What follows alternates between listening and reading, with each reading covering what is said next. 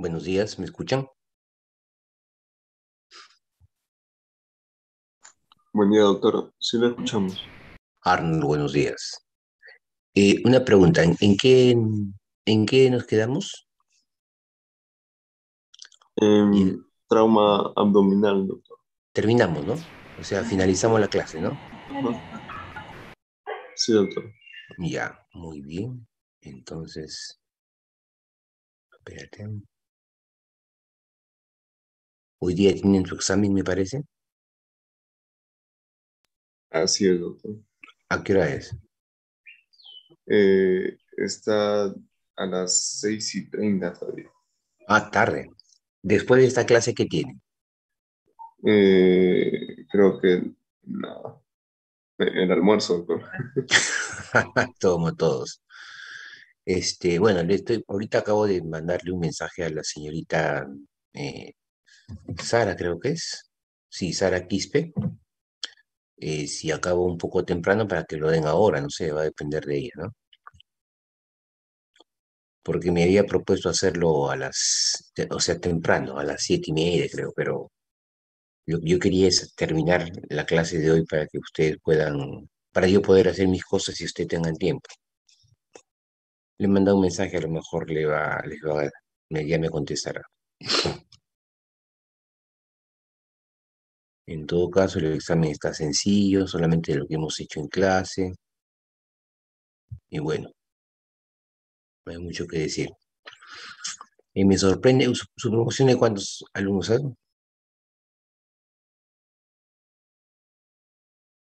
Como dice, 62. doctor, ¿De cuántos son ustedes? ¿Cuántos alumnos son? como le comenté, doctor, es como 75, 80. No recuerdo bien, la verdad. No me han dado una lista oficial. Bueno, voy a tener que pasar lista porque hay menos de la mitad, creo. Voy a hacer una copia de la... A ver, vamos a tomarle foto a esto.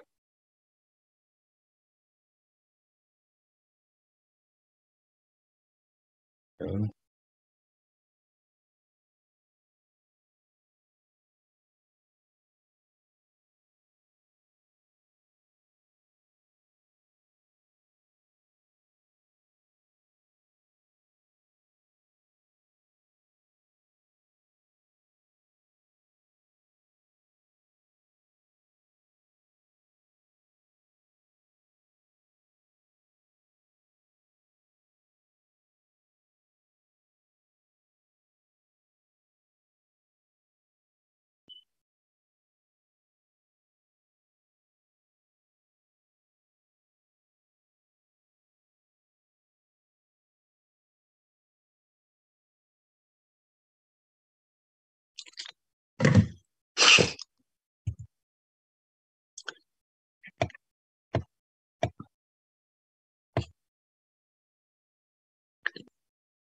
Ujú.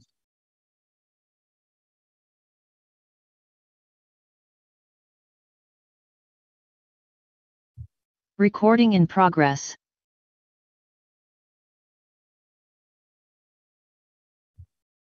Ven lo que estoy compartiendo, ¿no? Sí, Sí, doctor. sí, vemos. Sí, Bien, doctor. Sí, doctor. vamos a comenzar, ¿ya? Bien, vamos a ver trauma en situaciones especiales. El esquema general en el manejo inicial del paciente traumatizado, como ustedes ya saben, es la evaluación primaria y la resucitación y continúa con la evaluación secundaria y sus anexos. La evaluación primaria tiene como objetivo hacer que un paciente inestable o en riesgo de muerte se convierta en un paciente estable y sin riesgo de muerte. Y la evaluación secundaria, que ya tiene un paciente estable, su finalidad es hacer diagnóstico de todas las lesiones para que finalmente el paciente tenga el tratamiento definitivo. ¿En qué parte nos ubicamos nosotros como médicos de emergencia?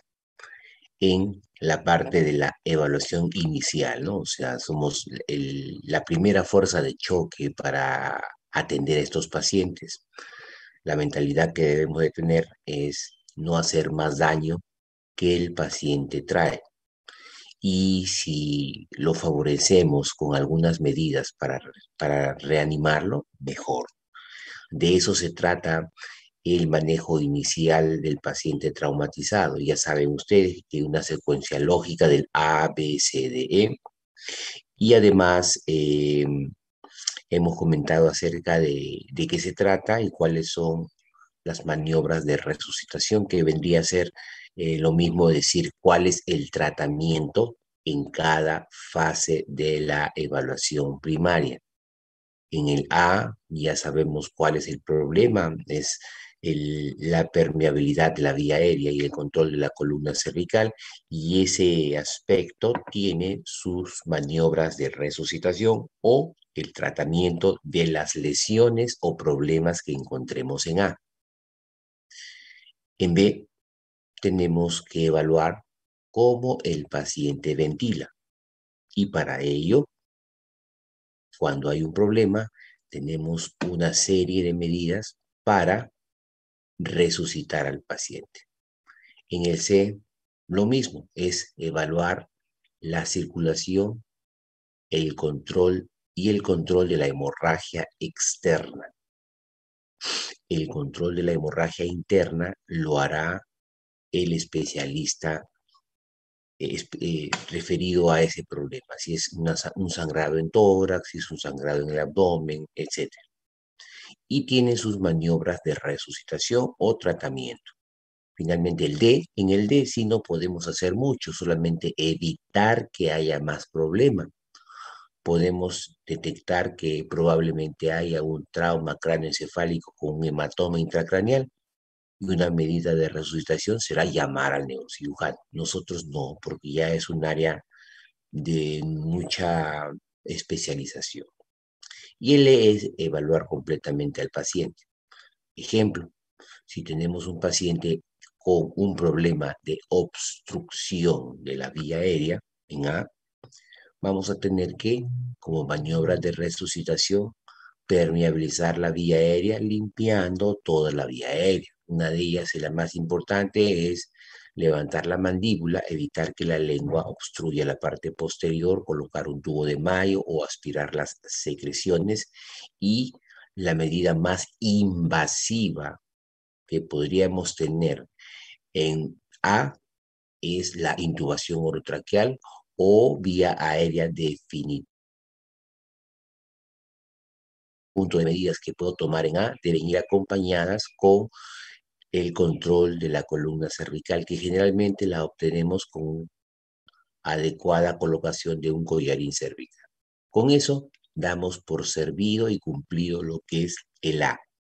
A continuación, en el B vamos a evaluar la mecánica ventilatoria, pero no se olvide, subrayado con comillas, antes de pasar al B, una vez que han terminado el A, no se olviden evaluar el cuello. Es una zona que generalmente se pasa por alto y puede dar datos muy importantes acerca de un problema en B o en tórax. Ingurgitación de las venas del cuello y desviación de la tráquea son lo que principalmente yo quiero buscar en el cuello. Una vez que no evalúo y no hay esas situaciones, o hay, vuelvo a colocar el collarín cervical, la parte anterior, y en el B, básicamente lo que hay que hacer es semiología.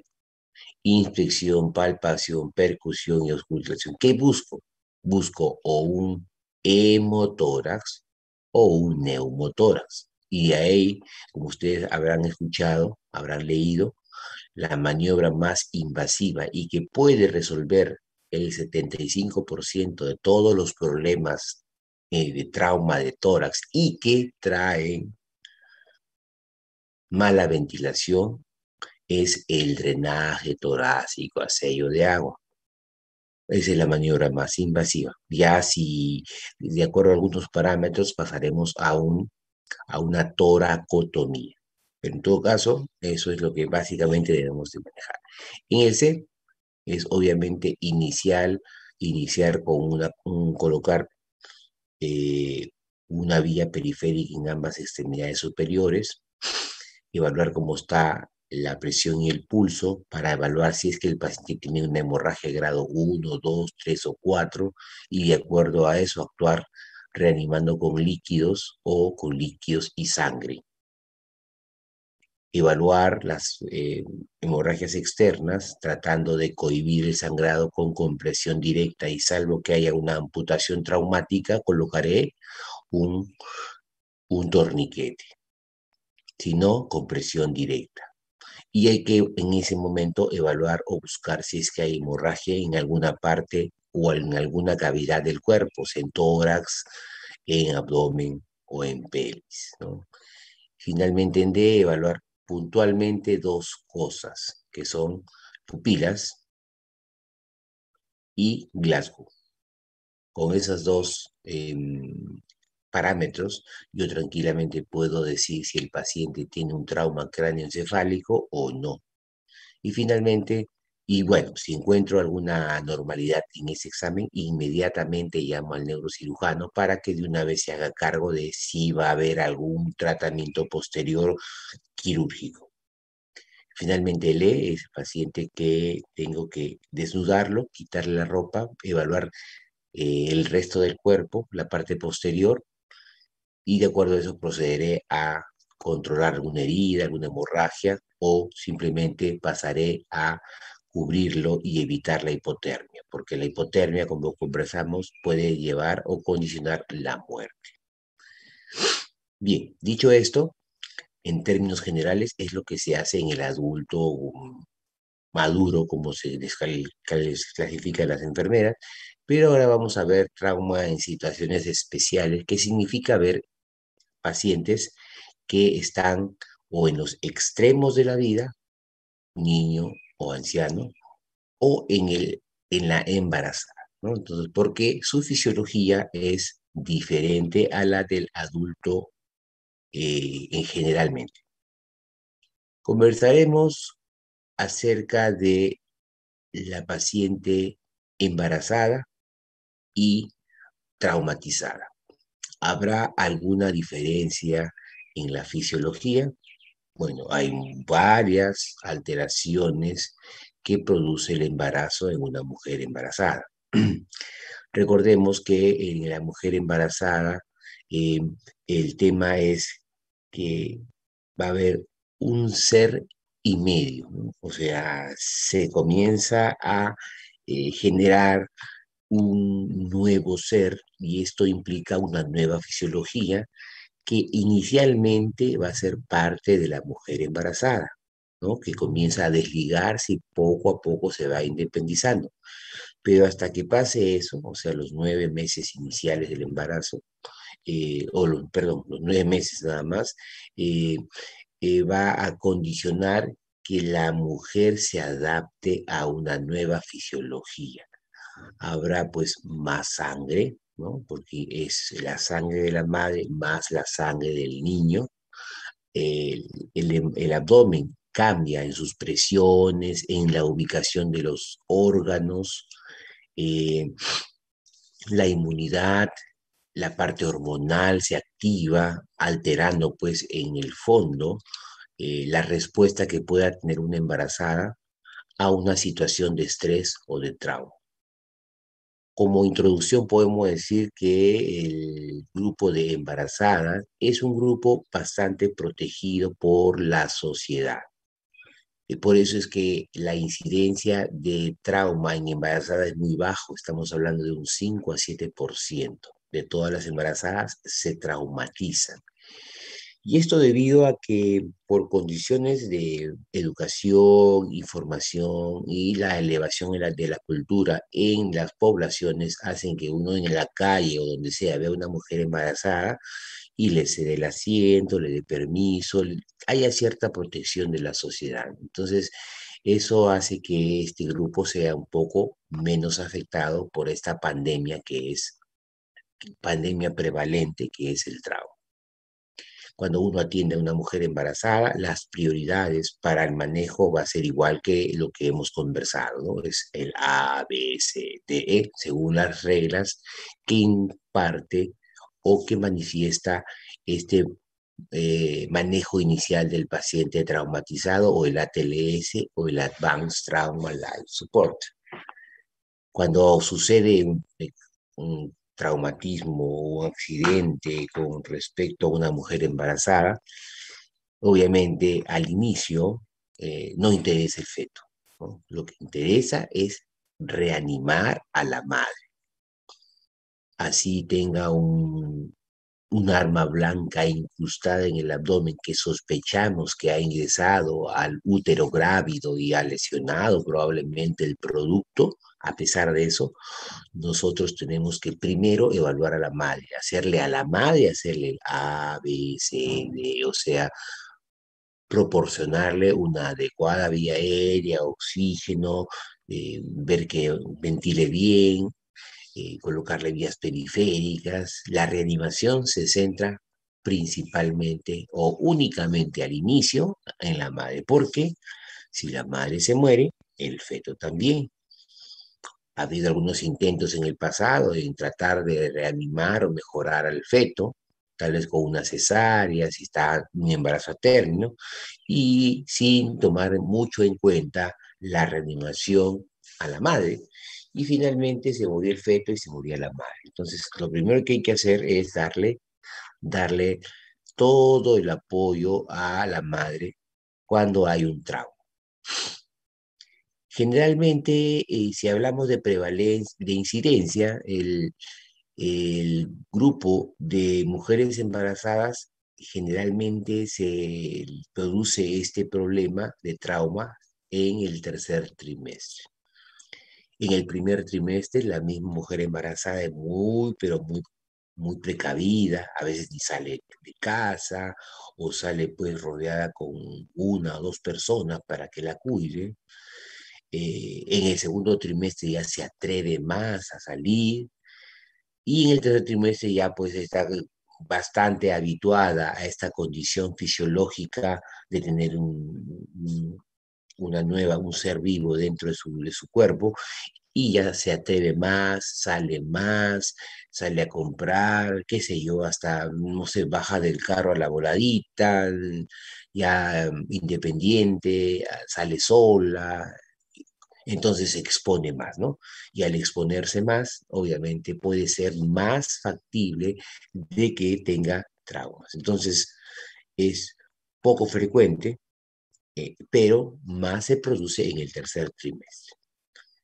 El cinturón de seguridad es un mecanismo que se ha inventado para asegurar que el paciente que sufre una colisión en un vehículo motorizado no se, no se traumatice más de lo que ya podría traumatizarse con el simple hecho de la colisión.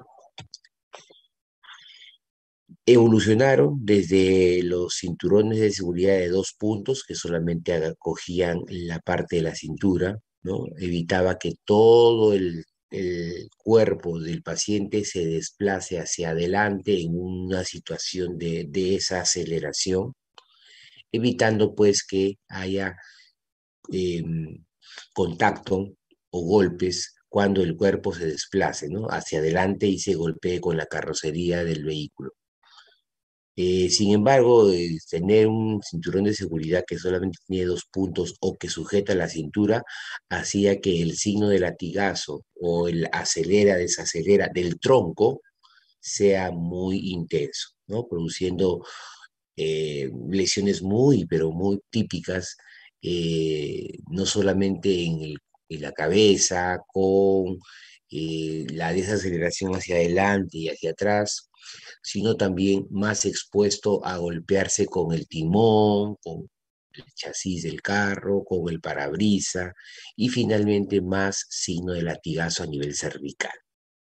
Evolucionó y ya creo que ustedes en su época ya no han conocido los cinturones de 2 puntos, que yo sí los conocí, y han conocido los cinturones de seguridad de 3 puntos, ¿no? Que sujetan la cintura y cruzan el tronco de un lado a otro, ¿no? Entonces, eso sí evita más movilización del tronco hacia adelante, ese latigazo es menor. Y finalmente, ya los vehículos de carrera, que ustedes habrán visto en televisión, en vivo y en directo, algunos que han podido ver eso, ya son cinturones de seguridad de 4 puntos, ¿no? Donde prácticamente hay como un cinturón de seguridad en cruz a nivel del tronco que sujeta desde el hombro izquierdo hacia la zona pélvica derecha y desde el hombro derecho hacia la zona pélvica izquierda. Entonces lo cruza prácticamente el tronco y eso evita más o proporciona más seguridad. Lamentablemente, estas medidas, si las aplicamos a la mujer embarazada, el cinturón de seguridad se transforma en un elemento traumatizante y se le achaca o se le hace responsable mayormente de las rupturas uterinas, ¿no? Porque sí, efectivamente, evita el desplazamiento del cuerpo hacia adelante, pero aplasta o comprime con mayor fuerza la parte abdominal, que sería la parte más prominente del tronco de una mujer embarazada. ¿Cuáles son los cambios fisiológicos? El útero, sabemos nosotros que es un órgano pélvico y que generalmente está en la fosa pélvica, y cuando vimos nosotros las partes del abdomen internamente hablando, vimos puede que está por debajo, todos los órganos pélvicos están por debajo de una línea imaginaria que va desde del área suprapúbica hasta el promontorio. Todo lo que está por debajo vendría a ser la fosa pélvica y allí está contenido el útero. Pero por efectos del crecimiento del contenido, o sea, del feto, hace pues que este órgano intrapélvico se convierta en un órgano abdominal, con la consecuencia de el desplazamiento de las asas a ubicaciones no habituales. Por ejemplo, si hablamos del apéndice, el apéndice que generalmente está en fosa ilíaca derecha, puede incluso elevarse hasta flanco o hipocondrio derecho. El colon transverso, que generalmente en la posición de pie llega hasta el mesogastrio, en esta oportunidad se desplaza hacia el epigastrio y comprime las vísceras hacia la parte posterior, las asas intestinales, asas intestinales delgadas, que normalmente nosotros podemos tener en contacto con el peritoneo de la pared abdominal anterior, se pierde.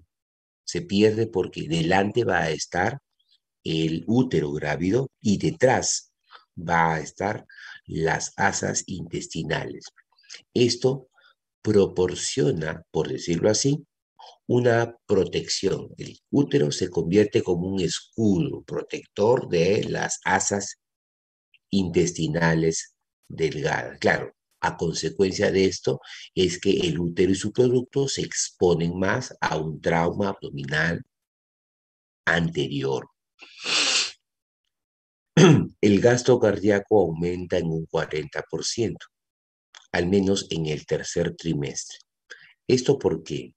Porque, como mencioné hace un momento, el hecho de que se esté gestando una nueva vida, la madre va a tener que mantener, ¿no?, a este nuevo ser que es el feto, además de su placenta. Entonces, comienza la madre a tratar de producir mayor cantidad de elementos formes y plasma, o sea, mayor cantidad de sangre para que pueda obviamente, alimentar su cuerpo y también alimentar a este nuevo ser, que a medida que va creciendo demanda más sangre, porque demanda más oxígeno y también demanda más nutrientes.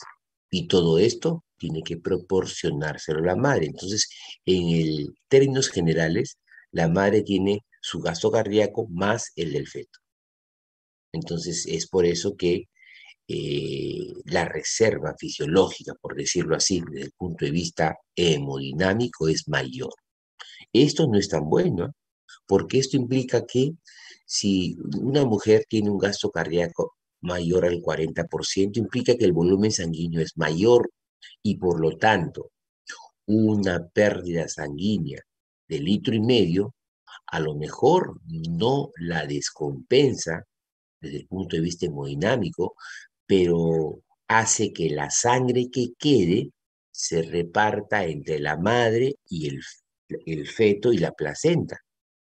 Entonces, la paciente mujer embarazada que ha perdido sangre, 1,5 litros, puede que no luzca hemodinámicamente inestable, pero ya está produciéndose cambios celulares, o sea, ya hay vasoconstricción periférica, hay hipoperfusión tisular, etcétera, etcétera. No la hipotensa, incluso ni le produce taquicardia, pero sí existe ya un estatus de hipoperfusión. ¿Y quién o qué órganos se van a mm, perjudicar más con esta hipoperfusión? Obviamente, la placenta y el feto. Incluso algunas literaturas dicen que la placenta y el feto se convierten en órganos de reserva para el estado hemodinámico, ¿no? O sea, a expensas del feto y la placenta es que la mujer se mantiene estable, lo cual no es bueno. Por ello, ya vamos a ver más adelante, en una mujer embarazada hay que hacer una reanimación precoz, así no haya inestabilidad hemodinámica. La presión intraabdominal aumenta y creo que no sé si conversamos con ustedes, pero en el cuerpo existen compartimentos. Una definición de compartimento es todo espacio corporal que tiene un continente y un contenido, o sea, una cáscara y un contenido.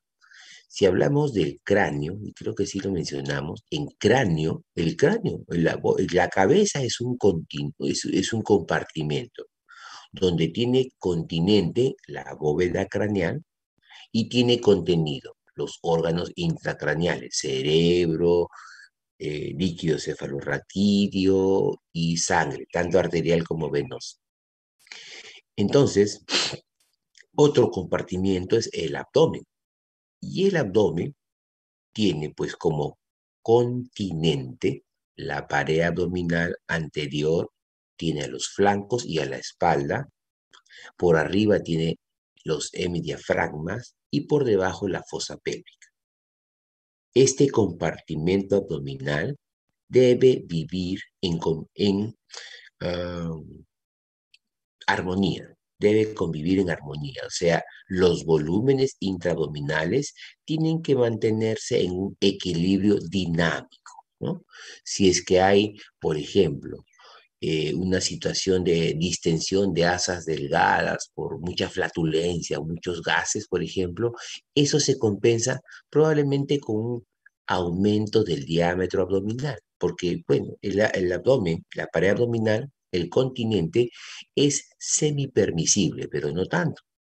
Cuando se produce una citis, también aumenta la presión intraabdominal y probablemente los hemidiafragmas no desciendan mucho cuando el paciente inspira. Entonces son restricciones que se comienzan a producir a medida que la presión intraabdominal aumenta. Ahora, si tenemos en este contenido abdominal le agregamos que hay un útero grávido y que progresivamente está aumentando su tamaño, obviamente la presión intraabdominal comienza a aumentar y los diámetros abdominales, al menos el diámetro circunferencial, aumenta, obviamente la presión intraabdominal también. ¿Y qué va a suceder? Va a suceder que se produzcan algunas alteraciones fisiológicas por aumento de la presión.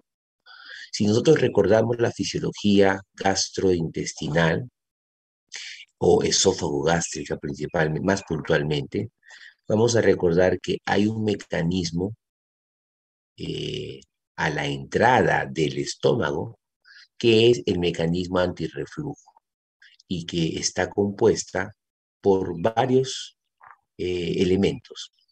Un elemento es la presión intraabdominal, otro elemento es la musculatura del esfínter esofágico inferior, otro elemento es la patencia del hiato esofágico, que es la denominación que se le da al orificio por donde atraviesa el esófago del tórax al abdomen. Y finalmente el ángulo de Gis. Todos estos mecanismos fisiológicos confluyen y hacen pues que haya una barrera antirreflujo, o sea que el contenido gástrico regrese al esófago. Y esto se permite gracias a que el ángulo de Gis está presente con todo el mecanismo antirreflujo.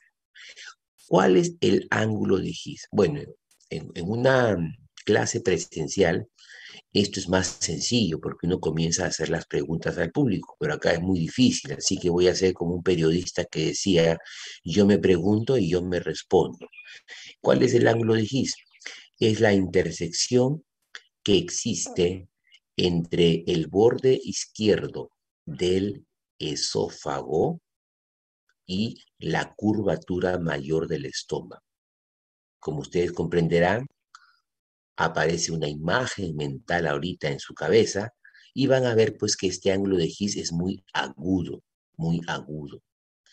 Y esto permite que cuando la presión intragástrica aumenta, internamente este ángulo de Gis se comporta como una lengüeta que se pega a el lado derecho del esófago por la parte interna y evita que en el momento que el estómago se distiende por los alimentos, no regrese al esófago.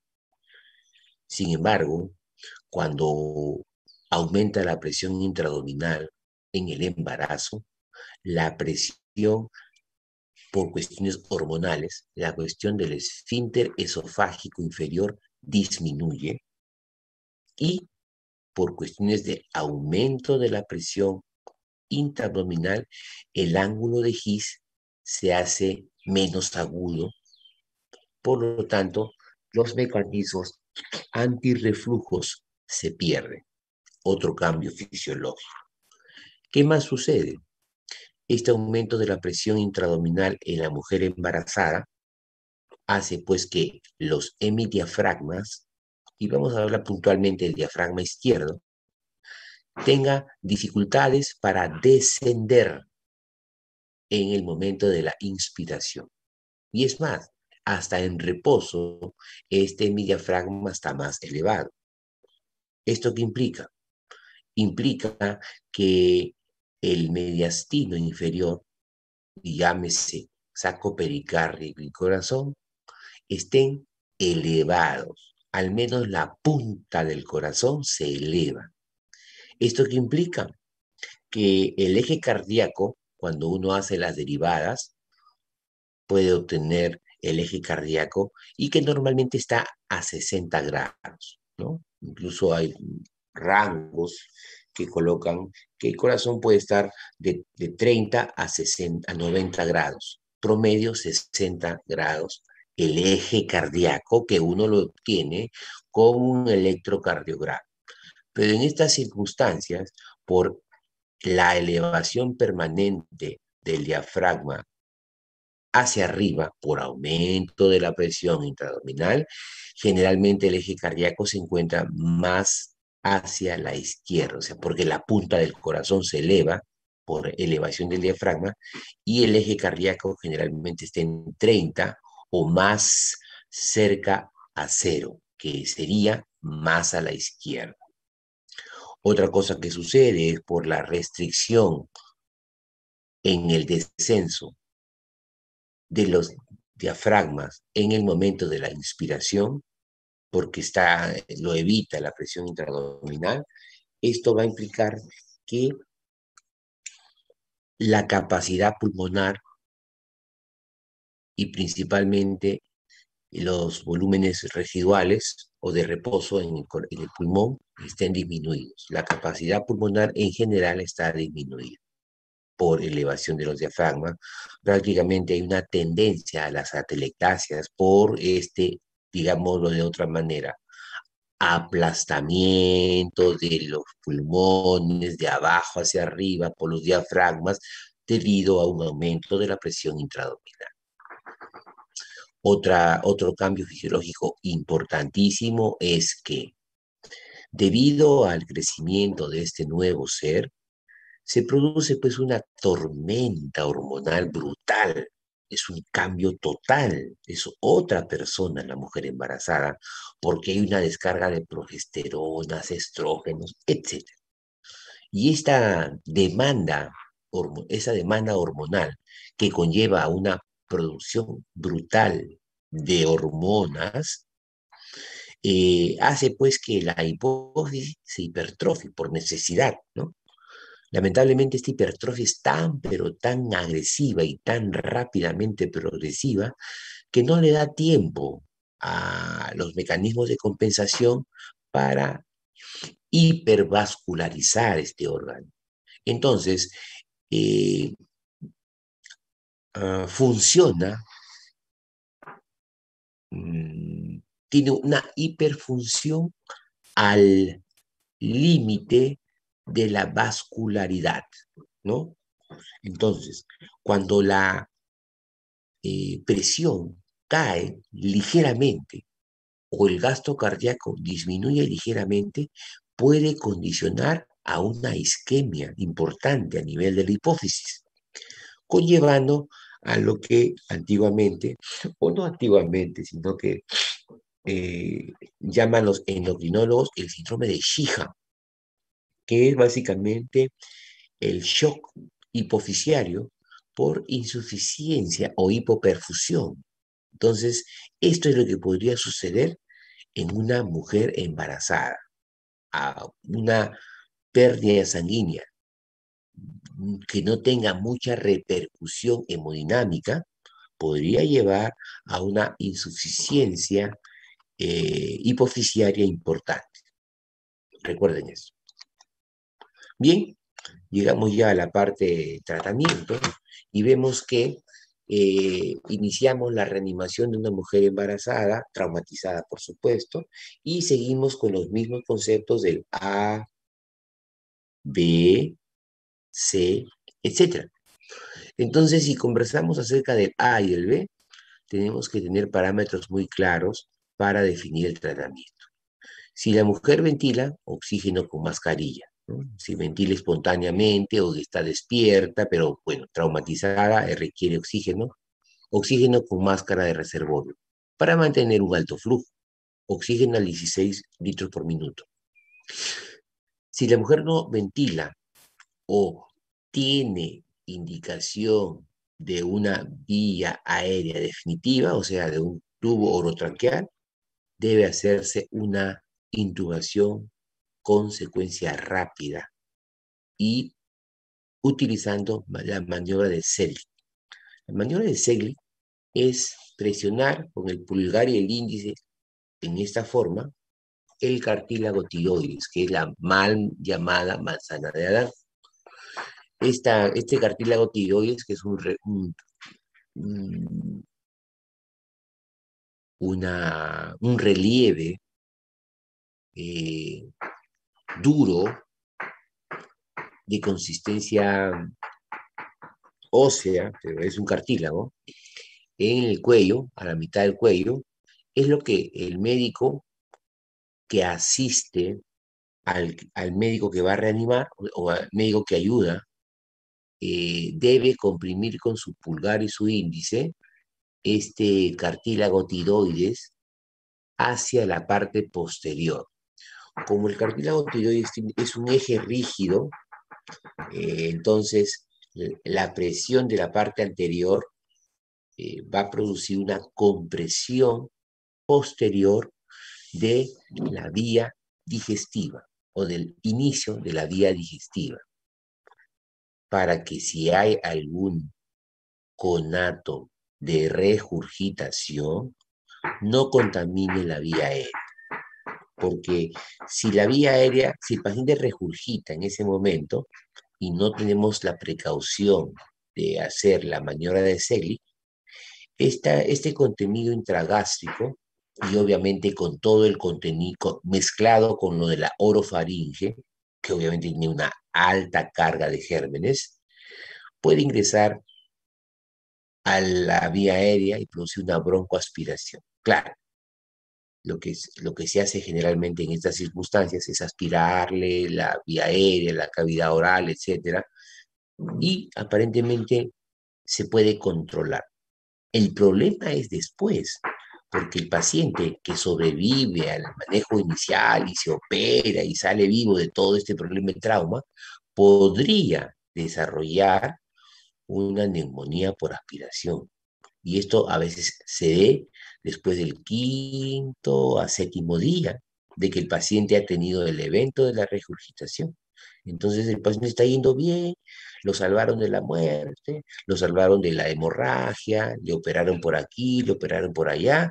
Al quinto día el paciente ya está incluso tomando un poquito de agua o está mejor, o ya lo van a extubar porque ya está hemodinámicamente bien, con parámetros ventilatorios perfectos, y comienza a hacer fiebre, y se torna séptico, e inicia una insuficiencia respiratoria, y requiere más parámetros ventilatorios, y cuando le toman una radiografía le encuentran una neumonía a nivel del hemitórax derecho, principalmente en la base del hemitórax derecho, que es donde se produce generalmente las broncoaspiraciones por gravedad, ¿no? Aunque a veces se produce en el lado izquierdo, eh, o sea, el parámetro es casi estándar, pero no exime que pueda haber otra localización. Entonces, después del quinto día, ustedes están con un paciente que ya está bien de la operación, ya está bien del trauma, pero tiene una complicación del manejo, que es una neumonía, incluso hasta el paciente lo puede matar, se muere por una neumonía aspirativa. Entonces, tengan mucho cuidado cuando manejen la vía aérea de una mujer embarazada. ¿Y por qué secuencia rápida? Por esto, porque como ha perdido sus mecanismos antirreflujo, entonces si hay una regurgitación, rápidamente sale el contenido intragástrico. Entonces, y todo paciente, pues, traumatizado, sea mujer, niño, hombre, varón, etcétera, hay que considerar que tiene el estómago lleno, porque no sabemos cuándo ha sido su última comida. El paciente viene, a lo mejor salió de un almuerzo, a lo mejor salió a tomar desayuno, en el transporte público se produjo el accidente, o vino de una reunión y había comido y había bebido. Entonces, generalmente hay que maliciar y pensar que ese estómago está lleno hasta que no se demuestre lo contrario. Entonces, si vamos a intubar al paciente porque tiene indicación de intubación, no se olvide, la mujer embarazada no tiene o tiene abolidos sus mecanismos antirreflujos y hay que hacer la maniobra de Segli para evitar de alguna manera esta posible broncoaspiración si es que el paciente vomita. Finalmente, en A y en B, si es que la mujer embarazada tiene algún criterio para drenaje torácico, digo de otra manera, a la hora que han evaluado el B y han auscultado, percutido y encuentran pues que hay signos evidentes de que tiene un neumo o un hemotórax, va a proceder el drenaje torácico, que generalmente lo hacemos en el quinto espacio intercostal o en el espacio en la línea intermamilar, también se puede decir así, por delante, por delante de la línea axilar media, ¿no? Ahí es donde generalmente hacemos el drenaje torácico a sello de agua en el adulto o mujer que no está embarazada. Pero en la mujer embarazada, considerando que el útero ha aumentado la presión intraabdominal y ha elevado el diafragma a mayor eh, altura que lo habitual, entonces el drenaje torácico hay que hacerlo más alto, ya no en el quinto, sino probablemente en el cuarto o tercer espacio intercostal. Esto porque podríamos, si lo hacemos en la zona habitual, podríamos ingresar a el abdomen. Así que mucho cuidado con esto. Considerar que si está indicado un drenaje torácico en una mujer embarazada, hay que hacerlo un poco más alto. Con respecto a la pérdida sanguínea, o el C, perdón, recuerden ustedes que una pérdida sanguínea de 1,5 litros o más inestabiliza al paciente, porque ya estamos hablando de una hemorragia grado 3, que implica que el paciente esté, pues, taquicárdico e hipotenso. Ha perdido más del 30% de su volemia probablemente, y la reanimación tiene que ser con cristaloides y hemoderivados. Sin embargo, en una mujer embarazada, al menos en el tercer trimestre, que ha elevado su gasto cardíaco al más del 40%, obviamente por el producto y la placenta, eh, puede que una hemorragia de 1,5 litros o más no produzca una respuesta adrenérgica importante y no llegue a hacer taquicardia y mantenga una presión normal. Entonces, ese es el problema en la mujer embarazada, que no luce tan mal como realmente está.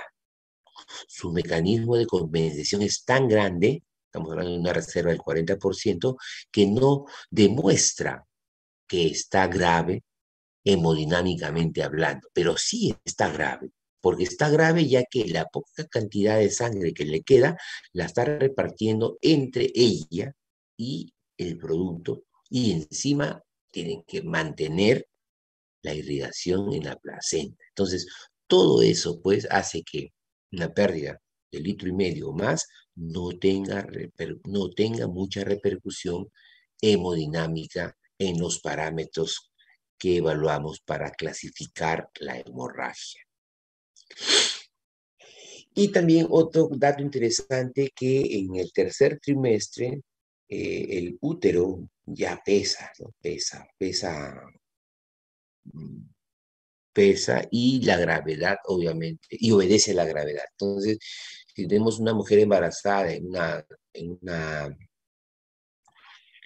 una camilla de reanimación en decúbito dorsal, entonces, y consideremos pues que este útero por la gravedad está comprimiendo el retroperitoneo, y cuando estamos en el tercer trimestre puede comprimir la cava inferior, haciendo que la sangre no fluya de las extremidades inferiores hacia el torrente sanguíneo y llegar a la aurícula derecha.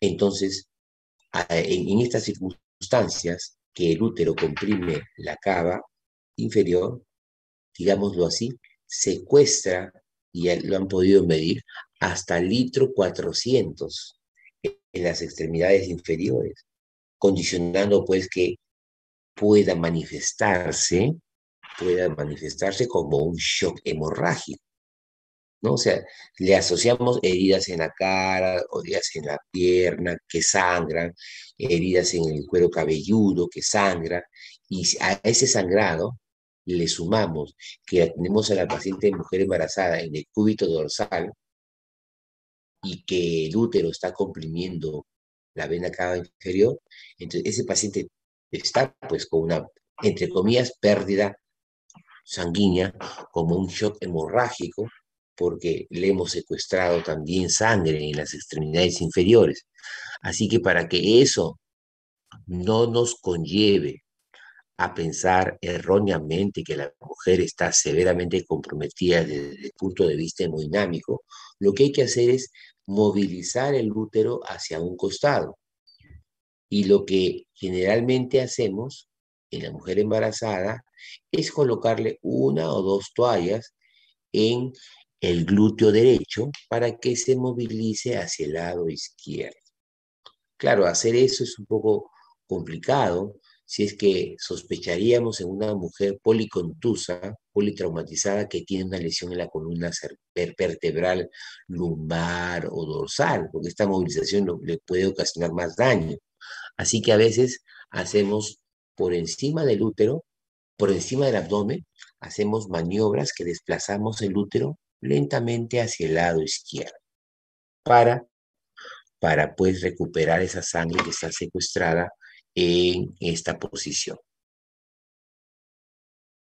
Esta es la maniobra de Selig que les he manifestado, en donde luego de la compresión del cartílago tiroides hacia la parte posterior, este va a comprimir la vía digestiva superior, evitando pues que haya, si hay una regurgitación, evitar que el contenido pueda ingresar a la vía aérea, ¿no? Entonces ya no procede, ya no progresa la regurgitación.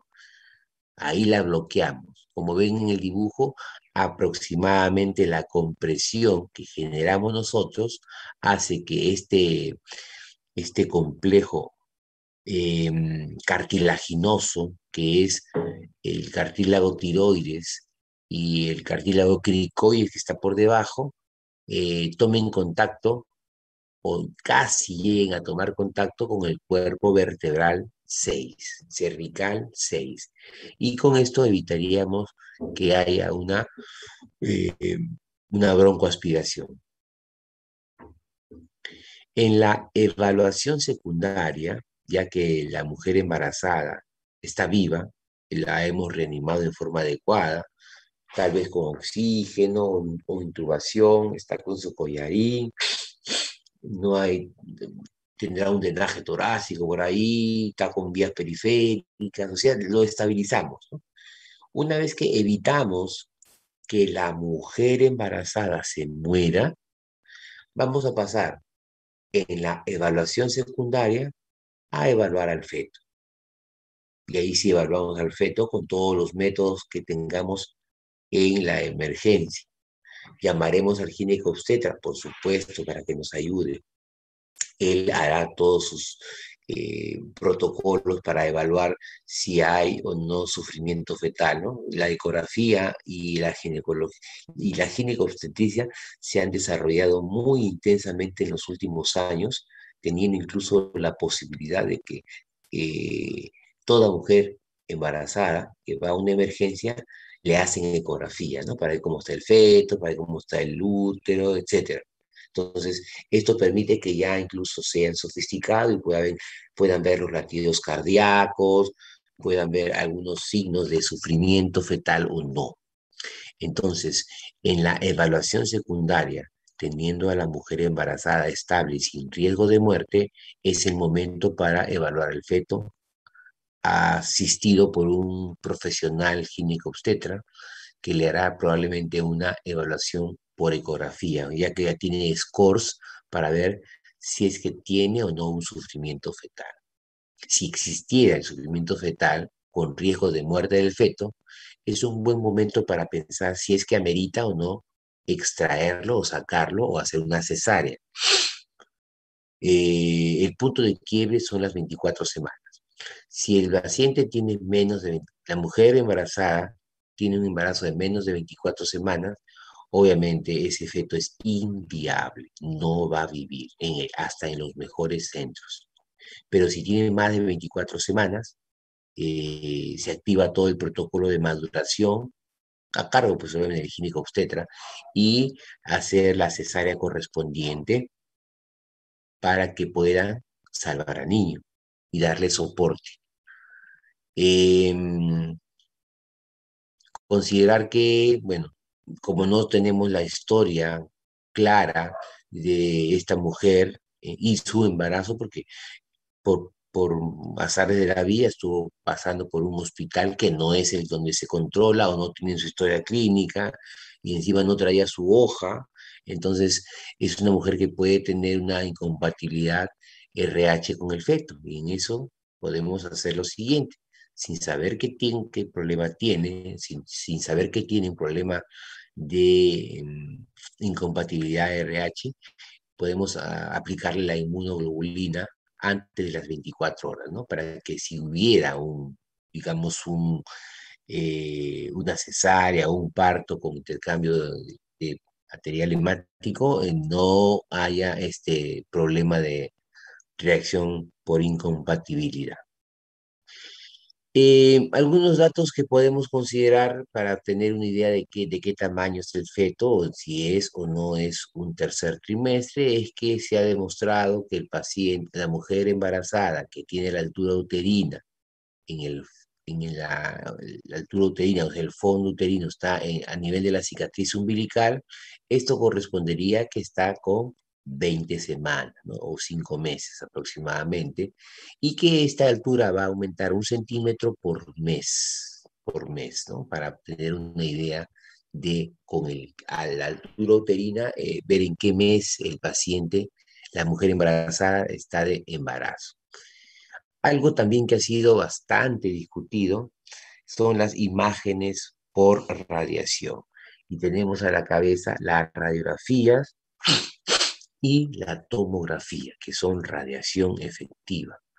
Entonces, el gran problema de la radiación de exámenes es en el primer trimestre, porque ahí se produce la organogénesis.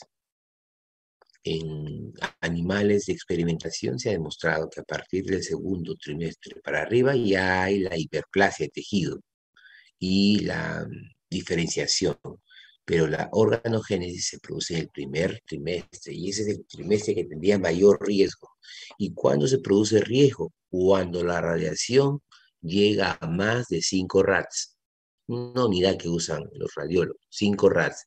Si revisamos nosotros cuánto de radiación recibe una paciente con una radiografía dental, de abdomen y tórax, podemos ver nosotros que no llega a la dosis de alarma, la que frecuentemente usamos en trauma, al menos en la evaluación inicial, es la radiografía de tórax, y esta tiene una muy baja radiación.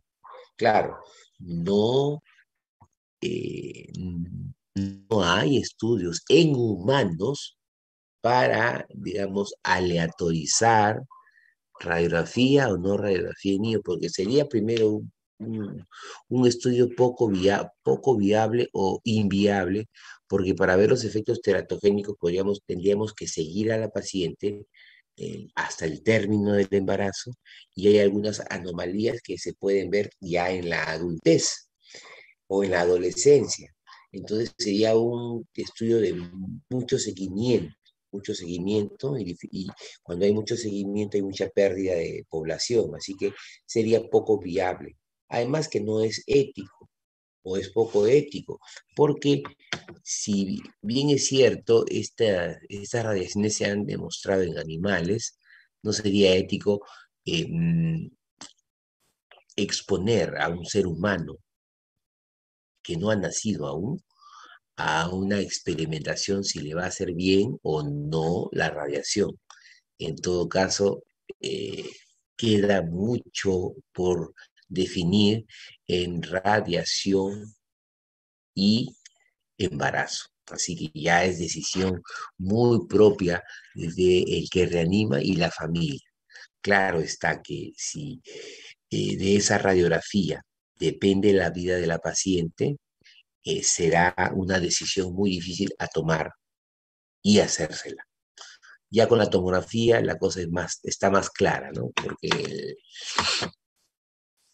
la tomografía son múltiples radiografías que se hacen con cortes, ¿no? Y son como 500 radiografías, o sea, la cantidad de radiación que se da con la tomografía es muchísimo mayor y por lo tanto se considera que si vamos a hacer una tomografía, los cortes tomográficos, o sea, la distancia entre uno y otro corte debe ser mayor a 1 centímetro, al menos en la región donde se encuentra el producto.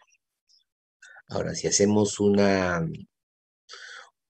análisis de las tomografías, se ha visto que en las épocas de la carreta, ¿no? Donde cuando comenzó a hacerse tomografías o se inventó este examen, los cortes que se hacían entre uno y otra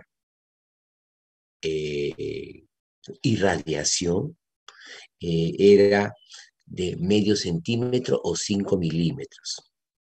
Claro, mientras más cerca están los cortes, más definición tenemos de la imagen y más datos importantes para el manejo del paciente. El problema es que hoy por hoy la sofisticación de las imágenes y los software han hecho de que en forma estándar la distancia entre uno y otro corte sea de 3 milímetros, ¿no? Y solamente en casos específicos como columna cervical, por ejemplo, los cortes se hacen cada milímetro. Y entonces esto pues ocasiona que haya mayor radiación. Si nosotros le decimos a un radiólogo que haga cortes tomográficos bien separados, o sea, más de 1 centímetro, o sea, más de 10 milímetros, lo va a hacer y probablemente el riesgo teratogénico sea menor. El tema es qué utilidad tiene. Si tengo un examen que no es bueno por la calidad de imágenes, porque están muy distanciados los cortes, y no me va a servir de mucho en el diagnóstico, ¿para qué lo hago? Entonces, una tomografía con cortes muy amplios a veces no es tan provechoso al riesgo que se va a exponer la paciente. Entonces, no, generalmente no se elige, pero ya es también decisión de la patología que le afecta a la mujer embarazada. Entonces, finalmente, ¿cuáles son las diferencias entre la población general y una mujer embarazada? Que como tiene el útero a nivel del abdomen, cuando este se comprime, protege las asas intestinales, pero lesiona más el retroperitoneo. O sea, las lesiones o sangrados retroperitoneales son más frecuentes que en la población general. Existe más riesgo de broncoaspiración, claro, porque como ha perdido los mecanismos antirreflujo más importantes, entonces, claro, cualquier estímulo puede hacer que la paciente vomite y se broncoaspire. No hay mecanismos de antirreflujo. Protege las vísceras intestinales habituales, como son el intestino y el colon, los protege, pero a expensas ¿de qué? De que se expone más a lesiones propiamente del embarazo. O sea, hay mayor porcentaje de desprendimiento de placenta y de ruptura uterina. Otra cosa, ya que entra mucho al análisis, es qué pasa con la mujer embarazada, con el feto de la mujer embarazada, cuando esta, durante el proceso de reanimación, fallece. Cuando fallece la mujer embarazada, tenemos hasta 15 minutos para hacer una laparotomía y una apertura del útero y sacar el feto y darle la posibilidad de que viva, siempre y cuando tenga más de 24 semanas. Si tiene menos de 24 semanas, todo lo que hagamos con el feto no va a ser efectivo. Así que si pasa esto y el feto tiene la suerte de tener más de 24 semanas, tiene la posibilidad de vivir, así la madre haya fallecido. Un caso interesante de un colega que probablemente sea su profesor en cirugía, se hizo famoso hace muchos años, hace unos 8 años me parece, en donde en la puerta de su hospital, de Ditarte, atropellaron a una mujer embarazada y falleció. Entonces, cuando llegó al- a la unidad de reanimación de emergencia, las mujeres efectivamente constataron que no había pulso, midriasis paralítica, cadáver. Pero al ver que estaba embarazada, inmediatamente, sin anestesia, ¿no? Sin anestesia, sin vía periférica para la madre, todo de frente, pidió corte, bisturí, le consiguieron, abrió el abdomen en unas olas, abrió el útero en forma no anatómica y sacó al bebé y el bebé vivió. Una anécdota muy interesante que no sé si lo conocen al doctor Guamán, que creo que es su profesor de cirugía o de terror abdominal, creo que le llaman ustedes. Pregúntenle por esa anécdota porque fue un caso bastante interesante y que comprueba pues de que un niño o un feto eh, viable, a pesar que la madre muera, puede vivir, pero en ese rango de tiempo, de 15 minutos, no más. Bueno, por cuestiones de académicas, vamos a hacer un paréntesis de 15 minutos para que ustedes puedan, no sé, tomar un café o algo para poder continuar con el resto de la clase. Recording ¿Listo? stopped. ¿Estamos de acuerdo? Listo, entonces en 15 minutos nos vemos. Me copia el delegado. ¿Cómo, doctor? Me copias, digo, vamos a hacer un paréntesis. Está bien, doctor. Bien, muy bien, vayan a tomar su cafecito.